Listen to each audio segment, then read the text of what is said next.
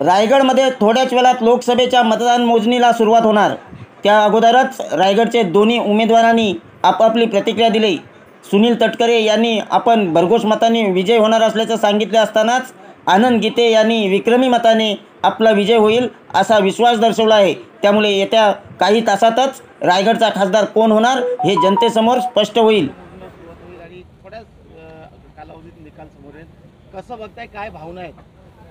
भावना एकच आहे की विजयाची 100% खात्री घेऊनच महायुतीच्या माझ्या सर्वच पक्षाच्या कार्यकर्त्या नेत्यांनी केलेली मेहनत, रायगड रत्नागिरी मतदारसंघातील जनतेने दाखवत असलेला विश्वास, यामुळे पूर्णपणाचा आत्मविश्वास आहे की दुसऱ्यांदा 32 रायगड रत्नागिरी लोकसभा मतदारसंघातून इंडियाच्या मार्फत सेवा करण्याची संधी मिळेल।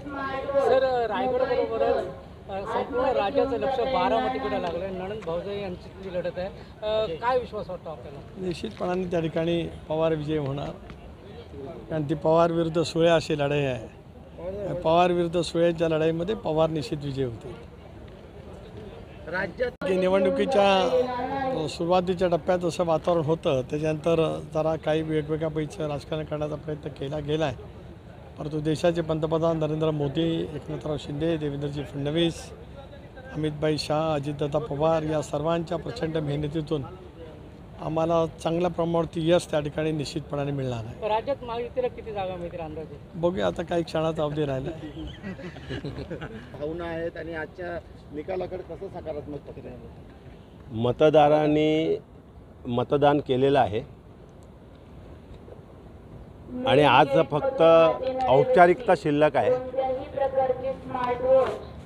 आणि त्यामुळे या निवडणुकीमध्ये रायगड लोकसभा मतदारसंघातील मतदारांनी महाविकास आघाडीचे उमेदवार म्हणून शिवसेना उद्धव बाळासाहेब ठाकरे पक्षाचे आनंद गीते यांना निवडून देण्याचा निर्धार केला होता, निर्णय घेतला होता आणि त्याप्रमाणे मतदान झालेलं आहे। आज फक्त औपचारिकता आहे, ही औपचारिकता पूर्ण होईल आणि मतमोजणी झाल्यानंतर विक्रमी मताने विजय होऊन मी इथून जाणार आहे। धन्यवाद सर।